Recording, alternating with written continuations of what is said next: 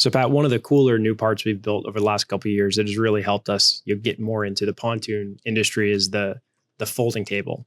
And it fits into the back of mostly the lounge backrest. But talk to me about the evolution of that. That's really an awesome part. Well, as we kind of went to the pontoon builders back in 2019, we're trying to show them some of the different types of things that we do, fish boat side and the sport boat side. And one of the areas we identified was that lounge back area where they were putting an old fold up changing room door. Yeah. And I'd never even seen that before. Like, I mean, I know you told me that that's what they do there, but I've never seen it like open and expanded. So I don't know. I used to have to open them up and clean them out for the sales boats before I was here. That was probably the only time they ever got opened. Exactly. Yeah, right. So basically we figured out a way to do a fold up table, which was kind of on demand entertainment area. So the table folds up, locks in place. And when you're done with it, you can fold it down. But the beauty of it is when you fold it up, you can use a different topper, and that topper actually will hold your wine and cheese, different snacks and drinks and stuff like that, which makes it a great entertaining area. And that topper locks in through the handle, right? They've got an inverse puck that slides through and locks up under.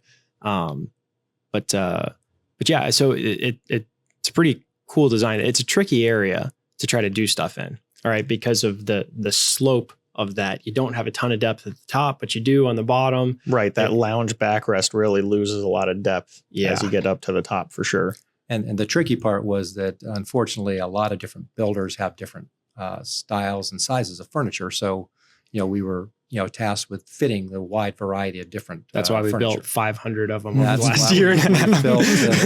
There's a unique part for most every boat builder. But no, the cool thing, the feedback, I guess what customers gain from our 500 prototypes is that a lot of them are a 1-for-1 replacement, if I'm not mistaken. Exactly. It's just literally screw the existing door out, slide this in, and in 30 minutes you can switch out a part. So you're talking in some cases 10 screws type project. 10 screws 10 screws out, 10 screws in. 10 screws in. Yep. Start enjoying it. That's pretty damn nice. So Matt, you were mentioning that one of the nice things is with that table, the table only takes up about 4.5 inches. Yeah. So that there's still some catch-all space in that area. Yeah, we've got some photos from customers, just like review photos, or just saying, "Hey, thanks. This is fantastic. We never thought we were going to be able to use this space." And we actually even found that when we open the table up, we can fit a couple towels back there, so we don't, we can still use it for some storage space. Maybe we just need something to get out of the way until the end of the day to dry the dogs off before they get in the car.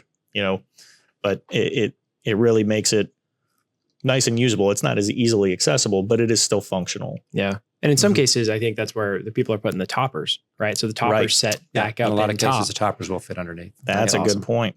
Very cool. Mm-hmm.